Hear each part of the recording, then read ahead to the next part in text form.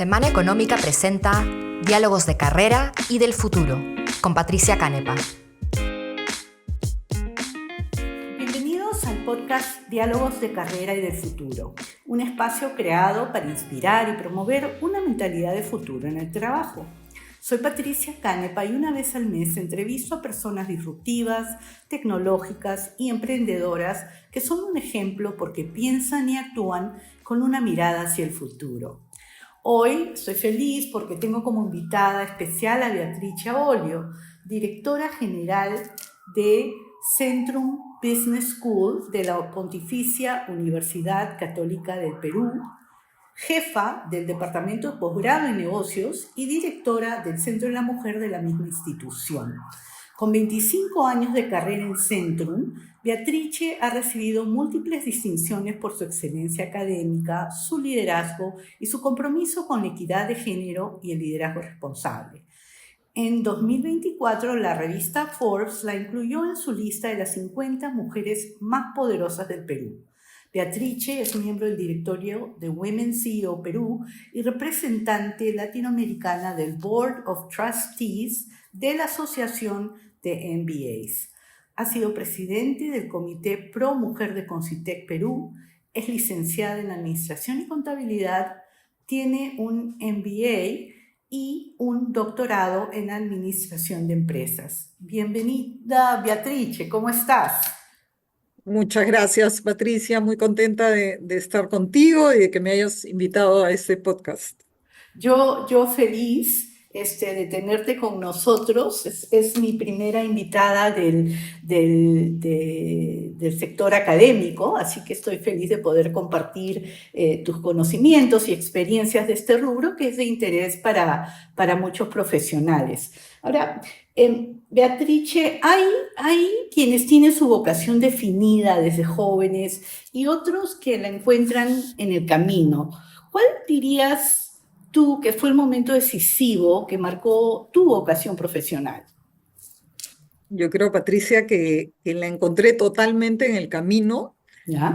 Y la encontré porque yo venía del mundo corporativo, no tenía básicamente ninguna mirada hacia el mundo de la educación o de la academia, lo miraba muy lejos, excepto como estudiante, pero uniendo varios retos personales, el nacimiento de mis mellizos, horarios muy intensivos del mundo corporativo, decidí tratar de buscar otra ruta. Y en esa ruta empecé a estudiar una maestría, un MBA, para darme un espacio de pensar, sin saber qué cosa iba a encontrar, ¿no? Y en ese espacio fue que me convocaron para la creación, la fundación de Centrum, que en ese momento, bueno, Centrum no tenía nombre, ¿no? Sino básicamente junto con un equipo de profesionales, tuve la fortuna de que confiaran en mí y me convocaron para crear, fundar y desarrollar esta escuela de negocios, que en ese momento era una idea y bueno, y hoy ya es una realidad, ¿no? Así que fue de casualidad, totalmente. Ya. Ahora, pero dicho eso y la casualidad, realmente has tenido una carrera sobresaliente en el entorno académico. ¿Cuál crees tú que es el secreto para el éxito profesional? ¿Qué te funciona a ti? Mira, yo te diría que tal vez para mí, primero, no lo llamaría éxito en una carrera, creo que ¿Ya? lo que hay que es disfrutar el proceso, pero yo te diría que el punto básico siempre ha sido enamorarme de lo que hago, ¿no? Y Ujú, hacer lo que hago con profundidad, con compromiso, con ganas. Tal vez decirlo de esta manera, ¿no? O sea, si ujú. me piden 10, pues hago 15, ¿no? Por naturaleza, no porque piense que voy a ser remunerada, no porque piense en un tema transaccional, simplemente por el compromiso, las ganas de poner tu máximo esfuerzo en cualquier cosa que hagas. Y Ujú, segundo, me encantan los retos, me gustan los desafíos, no me gusta la rutina. ujú. Entonces, eso me atrajo mucho del mundo de la educación, porque el mundo de la educación no es un mundo rutinario, es un mundo que te reta plenamente a hacer las cosas mejor que el día anterior. Y la segunda cosa que me enamoró realmente de la educación es su poder transformador, ¿no? Ujú. Ver a lo largo de estos años, en realidad, cómo la educación es la llave para muchas personas para mejorar no solo profesional, sino personalmente, para las personas, para su familia, para abrir puertas, para tener seguridad, autoestima y verlo en una realidad todos los días, eh, me hizo sentir desde muy al inicio la importancia de lo que significa la educación y que lo que significa para profesores, académicos, directores de instituciones educativas, su propia labor, ¿no? Ujú. Entonces, una mezcla entre desafíos, algo nuevo y finalmente enamorarte de lo que haces, ¿no? Encontrarle Mm. realmente un sentido mucho más allá de una actividad profesional o de logros personales, ¿no? Qué bonito, qué bonito.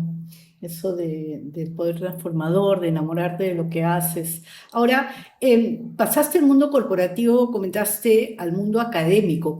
¿Cuál ha sido el mayor desafío que enfrentaste como líder en el entorno académico?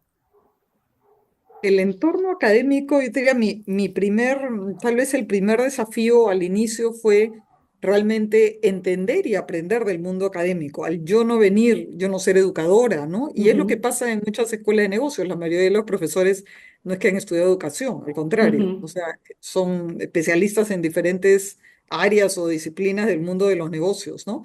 Pero ujú, no solo eso es importante, porque tú puedes saber mucho, pero tienes que saber transmitirlo de la manera adecuada a las personas, ¿no? Lo que ujú. llaman pedagogía, por decirlo, digamos, para decirlo en términos técnicos educativos. Ujú. Pero eso yo diría que fue el primer reto, digamos, como profesional, ¿no? Ya, Ver no solamente a los conocimientos, sino a la transmisión de los conocimientos, ¿no? Y perfecto. tuve mentores maravillosos, tuve, la verdad que también tenía las orejas totalmente abiertas, ¿no? A aprender de personas con mucho mayor experiencia y eso me ayudó a crecer, ¿no? Como profesora, primero, luego como investigadora y luego como gestora. En el Ujú. mundo académico, en realidad, a veces se cree que solamente uno es profesor, ¿no? Pero en realidad el mundo académico tiene tres grandes áreas, ¿no? Uno, por supuesto, que es la docencia, ¿no? Que como le llaman el momento de la verdad, y que no hay nada más bonito que estar en el proceso educativo, ¿no? Con personas con ansia de aprender y desarrollarse y que tú puedas transmitirles experiencias de vida, conocimientos, etcétera. Pero ese es un pedazo, ¿no? Ujú. El otro pedazo que también es apasionante es crear conocimiento, la parte de la investigación, el descubrimiento, ¿no? Que no es teórico, ¿no? A veces mucho Ya. cree que es pura teoría, pero en realidad el descubrir nuevas cosas y luego poderlas transmitir. Y la tercera es la propia gestión, ¿no? El mundo académico también es la gestión como cualquier organización y que requiere eficiencia, productividad, objetivos, como cualquier Ujú. sistema de gestión, ¿no? Sí, Entonces, tener un pie en los tres lados es algo ya. que a mí me encanta, ¿no? Creo que lo que acabas de decir es importante para quienes nos escuchan, porque a veces uno solo piensa en la primera parte, ¿no? En la parte de la docencia. Y hay efectivamente otros pilares que a veces son tan o igual de importantes. Ahora, Beatriz, hablaste del poder transformador del mundo académico. Se ha avanzado mucho, pero diría yo que no lo suficiente quizá en lo que es la inclusión de mujeres en puestos directivos. ¿Qué avances importantes has visto tú en relación a la inclusión de mujeres en este tipo de puestos y cuáles son las barreras que aún nos toca derrumbar? Mira, en realidad ha evolucionado muy poco, ¿no? En el Perú en particular es un país que ha tenido algo diferente al resto de países latinoamericanos y en general en Ujú, el mundo, ujú, porque las mujeres han salido masivamente a trabajar, ¿no? El Perú ujú. tiene la tasa de participación laboral femenina más alta de Latinoamérica y si vemos los últimos 20 años, ha sido uno de los países con mayor crecimiento de participación laboral. Pero Ya, esto no significa que sean trabajos de responsabilidad. La mayoría sí. son posiciones, digamos, inclusive hasta lo que se llaman trabajos de carácter vulnerable, ¿no? Ujú, Pero ese es un fenómeno importantísimo. O sea, ujú, mucho más mujeres trabajan en Perú que en cualquier otro país. pero la pregunta que viene después es ¿en qué trabajan, no? Y de Así hecho, es. la pandemia nos ha demostrado que el primer empleo que cayó fue el femenino, ¿no? Porque es el más vulnerable.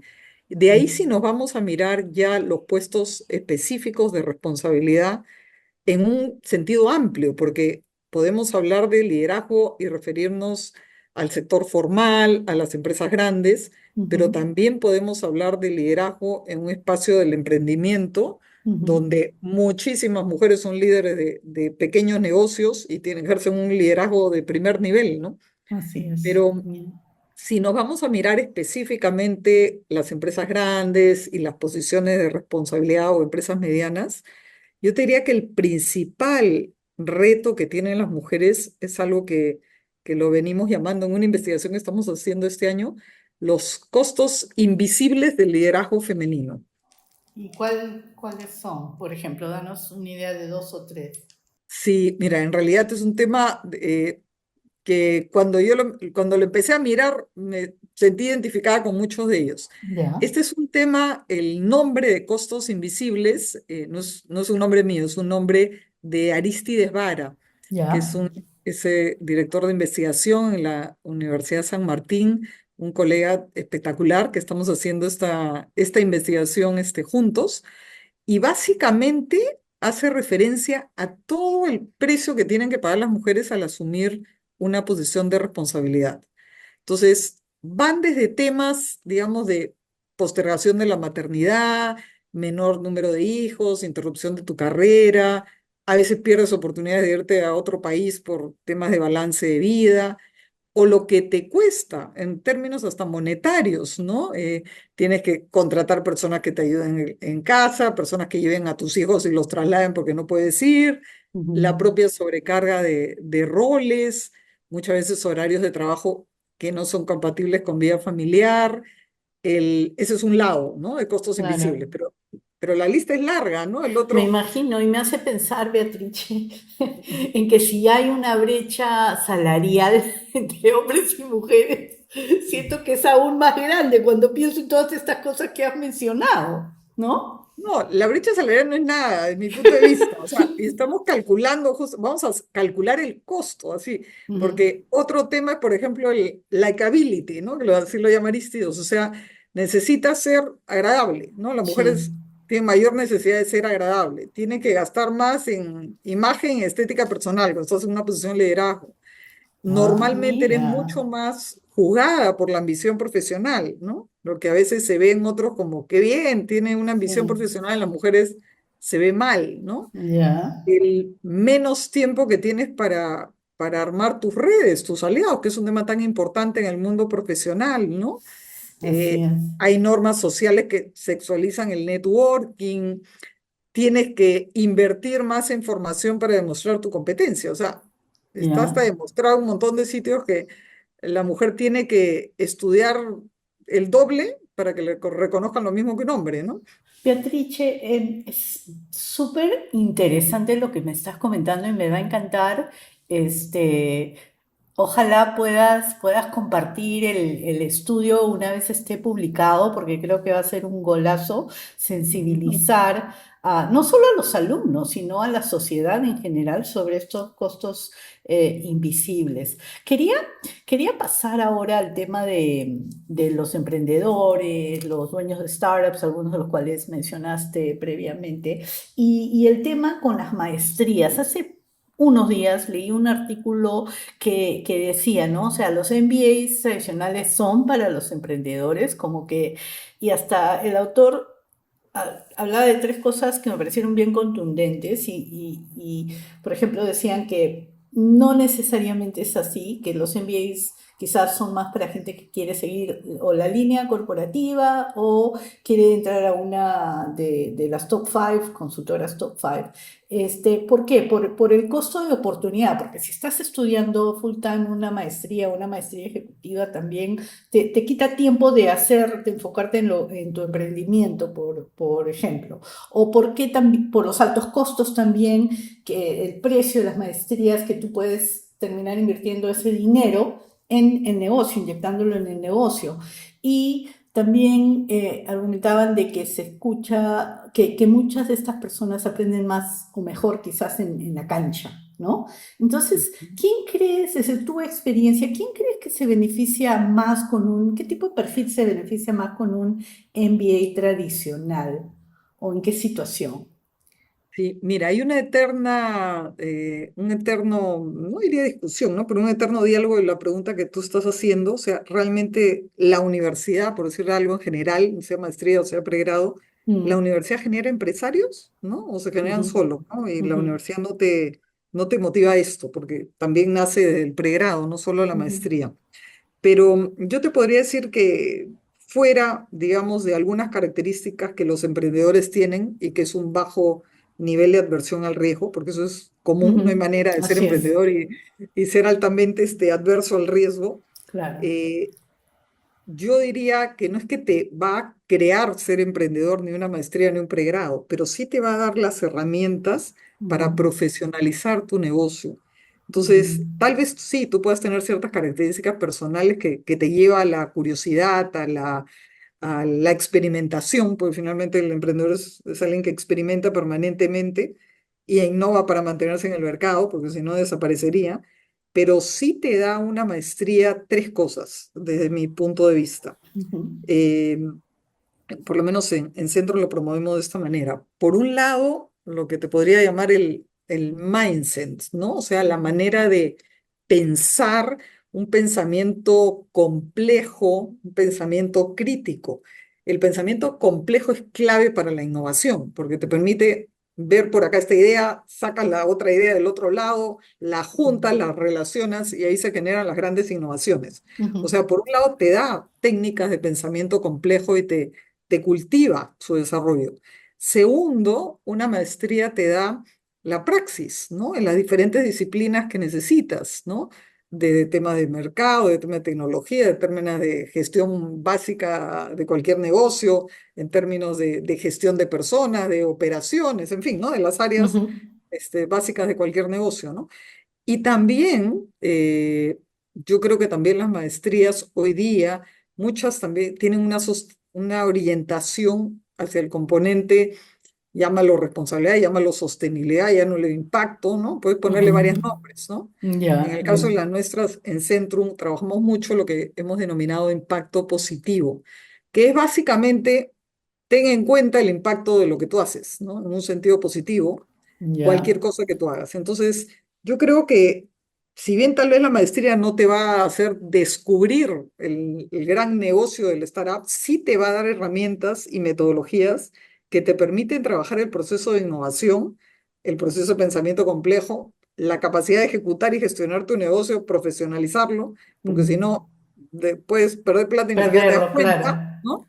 Porque a veces Mm, yo creo que un emprendedor pierda dinero no es el fin del mundo, creo que todos lo han hecho, pero que pierda dinero y ni siquiera te das cuenta que te estás perdiendo, y eso es ujú. un tema de gestión, ¿no? Sí. Y entender el impacto y la sostenibilidad de lo que hace. Entonces, yo creo que sí te aporta, en realidad, una maestría a profesionalizar y desarrollar tu negocio, ¿no? Sí, y muchas veces los emprendedores que no lo hacen precisamente, y muchas empresas quiebran por la falta, ¿no? De las herramientas, del tema de gestión que hay que tener pues en el radar para poder tener éxito en la empresa. Ahora, Es, hablemos de los candidatos, de los profesionales. Tú estás en el día a día muy conectada con los ejecutivos que participan en sus programas, en sus maestrías. ¿Cómo dirías ha evolucionado el perfil de los candidatos en los últimos años? ¿Qué fortalezas estás viendo? ¿Qué carencias estás viendo? ¿Qué nos puedes contar? yo diría que te enfrentas a dos cosas, ¿no? Por un lado, ¿qué piden las empresas respecto al perfil de los egresados, ¿no? Y por Ujú, otro lado, ¿qué cosa es el perfil de los que buscan una maestría, qué es lo que buscan? Porque a veces no necesariamente es lo mismo.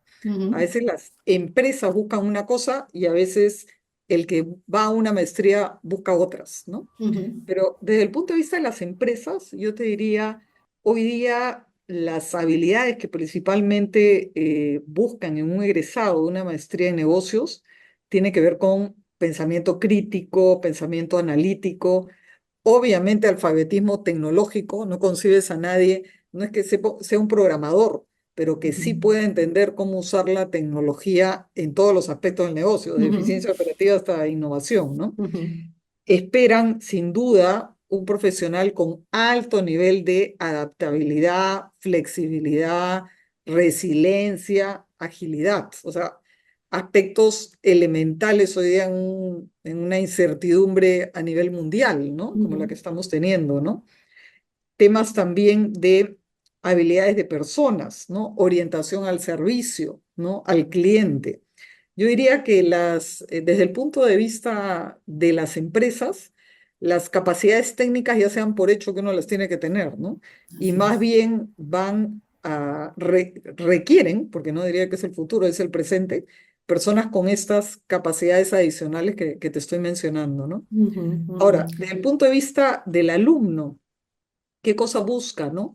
Además de buscar capacidades técnicas, habilidades blandas, también buscas una experiencia transformadora, aumentar su capacidad de empleabilidad, aumentar las redes de contactos, tener una visión mucho más allá solo de su industria y poder ver qué hay en otras industrias, qué hay en otros países, de manera que tengas una visión mucho más regional y global, ¿no? Ojalá, ¿no? ujú. Pero con Pero, aplicación local, o sea, lo que ajá, llaman el local, ¿no? O sea, sí, puedes ver casos de lo que pasa en el mundo, pero si no así tienen es. conexión con tu realidad local, tampoco les parece que valga la pena. O sea, Y, entender la experiencia global, pero para entender tu realidad local, ¿no? ajá, ajá, me parece muy buen enfoque, pero ¿y qué están haciendo las instituciones académicas para cerrar esta brecha en cuanto a las expectativas que tienen ellos, las expectativas que tienen los mismos alumnos?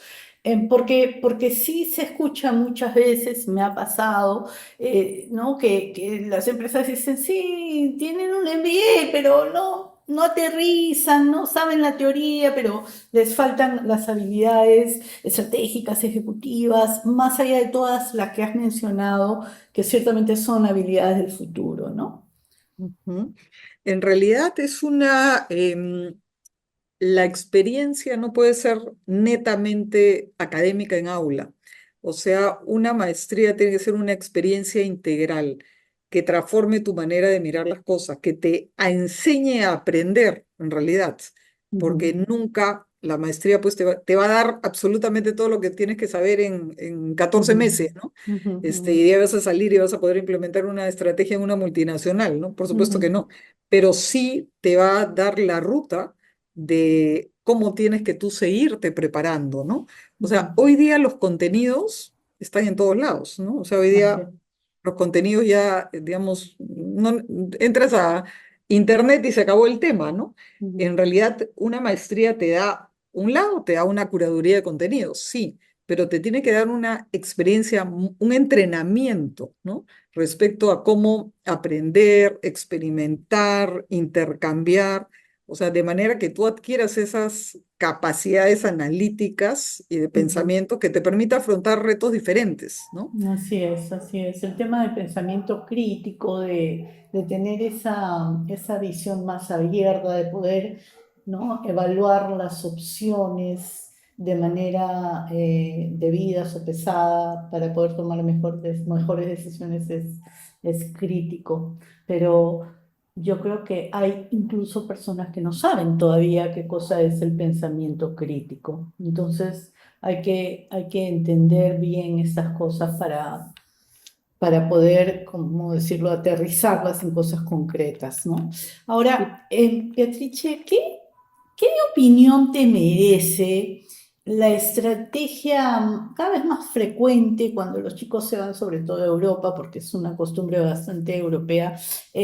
Los que estudian pregrado en Europa hacen normalmente una maestría, empalman con la maestría inmediatamente después de sacar su bachiller o licenciatura. ¿Qué ventajas y desventajas le ves? ¿Y estás viendo que cada vez más gente hace eso? Sí, el modelo europeo, ¿no? Que nació del Acuerdo de Boloña es un modelo del 4+1, ¿no? Entonces, 4 años de bachillerato y luego empalmas con un año de tu maestría. Ese modelo, en realidad, la maestría tiene un concepto diferente, ¿no?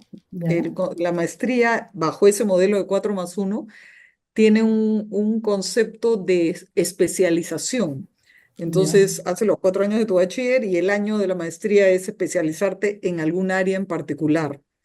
El concepto de la maestría post experiencia, o Ujú, sea, que primero tengas un bachillerato en determinada área, que puedes tener un bachillerato, no sé, en ingeniería y luego haces una maestría en marketing, ¿no? Si quieres, ¿no? ujú, Pero post experiencia tiene otra, digamos, otro objetivo. El objetivo es que tú tengas una experiencia profesional y luego haces una maestría para complementar esta experiencia profesional en el área que a ti te está interesando finalmente desempeñarte profesionalmente. Entonces ujú. es un modelo diferente, ¿no? Y Ya. en el Perú, en la Universidad Católica, obviamente tenemos en el pregrado el concepto de estudios generales, que me parece es una tremenda fortaleza. O sea, son 2 años en los cuales tú adquieres toda una base formativa. Luego vienen los 3 años del bachillerato, digamos, del área de lo que tú quieras, ¿no? Que te interese. Y luego viene el espacio profesional de desarrollo donde los chicos pues chicos y chicas van tanteando, ¿no? Porque muchas veces sales de la universidad a 21, 22 años, no tienes el grado, pero todavía el mundo es muy grande, ¿no? Así es, En te quedas corto a veces. 20 años antes las carreras las contabas con las dos manos, ¿no? Hoy día Claro. los nombres de las carreras pues son tantos que a veces es muy confuso para los jóvenes pensar qué estudiar como un plan de vida. Son modelos diferentes, ¿no? Sí, yo te cuento, yo estudié, tuve la suerte de estudiar afuera, porque viví muchos años afuera, y a mí me pareció fabuloso eso de los 2 años de estudios generales que se practica mucho en Estados Unidos en pregrado, porque yo juraba que iba a ser médico, y después de llevar algunos cursos, y sobre todo me acordaba de un curso donde tenía que disectar el cerebro de un ternerito, creo, y aprenderme las 50.000 partes del cerebro. Y a las 2 de la mañana, apestando a formol, decidí que eso no era lo mío. Entonces tuve esa oportunidad de explorar un montón de especialidades en esta etapa de los 2 años, hasta para poder decidir qué era lo que quería, ¿no? Dónde quería especializarme o en qué quería sacar mi bachillerato. Entonces, para mí es crítico y me encantaría que más universidades en el Perú puedan tener esos 2 años y que no presionen a los chicos para que escojan desde que estás postulando qué carrera quieres seguir, ¿no? Es un tema. Dificilísimo a los 17, 18 Sí. años, ¿no? O sea, era casi imposible, ¿no? De decidir No, y no equivocarte, ¿no? claro que sí. Beatrice, me está encantando lo que estamos conversando y creo que va a ser súper útil este podcast para quienes nos escuchan, pero es tiempo de terminar y quería cerrar con 5 preguntas rápidas, para lo cual me puedes dar también 5 respuestas súper rápidas, ¿ya? Es muy, muy ágil lo que viene. Entonces, para empezar, si tuvieras que dar una clase magistral a tus alumnos de solo una idea clave, ¿cuál sería? Yo te diría que la idea sería coherencia contigo mismo, ¿no? Y integridad en todo lo que haces. Creo que Perfecto. tener una línea de actuación personal Ujú. es mucho más importante que cualquier otra cosa. El resto lo aprendes, Muy pero bien. tener una línea personal y una coherencia entre lo que piensas, dices, haces, Es finalmente es la clave crítico. para construir una vida y una carrera auténtica, ¿no? Y creo que eso ¿Ya? es fundamental, ¿no? Así es. ¿Cuál es el mejor consejo que has recibido? Mira, creo que el mejor consejo que he recibido, pero no lo recibí con palabras, ¿no? Sino con ejemplo, era ¿Ya? haz siempre tu mejor esfuerzo sin esperar ningún resultado inmediato por lo que haces, simplemente por el hecho de que te sientes tranquilo contigo mismo en dar lo mejor de ti en cualquier cosa que hagas, desde hacer un bizcocho en la casa hasta Ujú. tomar una gran responsabilidad. Un consejo para los jóvenes que escuchan el podcast. Yo creo que deben siempre invertir en sí mismos, ¿no? Ya sea a través de educación, de experiencias buenas, de habilidades, que nunca dejen de aprender, de experimentar, de crecer en todos los ámbitos, ¿ah? Eso no me refiero solo a la educación, me refiero a Claro, cualquier parte de su vida, ¿no? me parece genial. Y personaje inspirador. Mira, no me voy a referir a nadie famoso. Creo que mi personaje inspirador, creo que es mi familia. Creo que nada me ha inspirado más en todos los momentos en la vida que mi familia. Qué bueno, tú sabes que es más común esa respuesta de lo que nos imaginamos. Mucha gente admira incluso dentro de la familia personas puntuales, los padres, las madres, en fin, así que es coherente con mucho de lo que se escuchen en cuanto a esa respuesta. Ahora, finalmente, libro que todo profesional debería leer. Mira, es un libro que tampoco es un bestseller, Ajá, pero que te da unas claves tan importantes de la naturaleza humana y que a veces uno las considera obvias y no son obvias. Y el libro es un libro de Dale Carnegie, ya, que es un libro sobre relaciones humanas, la sí, importancia de saber conectar con los demás. Tiene un nombre que no tiene nada que ver con lo que dice dentro del libro. ajá, El nombre es Cómo ganar amigos e influir sobre las personas. Pero sí, el es libro un no es sobre clásico. eso, en realidad el nombre está muy mal puesto. Sí, Pero pero es un clásico y yo lo he leído varias veces en la vida y lo recomiendo siempre a mis coaches que tienen que, pero además, ¿no? Influir y todo, porque sí tiene algo de eso también, ¿no? Pero como dices, es un libro súper importante que hasta ahora nadie me lo había comentado, así que te felicito por ponerlo en la palestra. a mí Beatrice, llegué a ese libro solo por anécdota antes de un viaje, hace muchos años, ajá, y iba a sacar el libro en el avión, ¿no? Entonces dije, si saco un libro donde la carátula dice cómo ganar amigos, ¿qué pensará lo que están a mi costado, ¿no? Que está leyendo esta persona. Al final me atreví, ajá, saqué el libro, no importaba el título. Y la verdad que es un libro al cual tú tienes que regresar varias veces, sí, ¿no? En la vida. Muy, muy bueno. Es realmente sí. sobre la naturaleza humana, ¿no? Es así, es así. Beatrice, te agradezco inmensamente, ha sido un tremendo gusto conversar contigo, conocerte más, aprender cosas nuevas. Muchísimas gracias por compartir tu experiencia y acompañarnos. Al contrario, gracias a ti, Patricia, muy contenta de haber estado en este podcast y te felicito porque realmente a través de este podcast haces llegar el sentir de muchas personas a otros emprendedores y poder compartir estas experiencias es una maravillosa oportunidad. Muchas gracias. Muchas gracias por eso. Si desean saber más sobre el trabajo e investigaciones de Beatrice, pueden ingresar al portal de Centrum PUC. Con eso me despido. Hasta el próximo episodio. Muchas gracias por su sintonía. Si les gustó el podcast Diálogos de Carrera y del Futuro, no duden en compartirlo y calificarlo.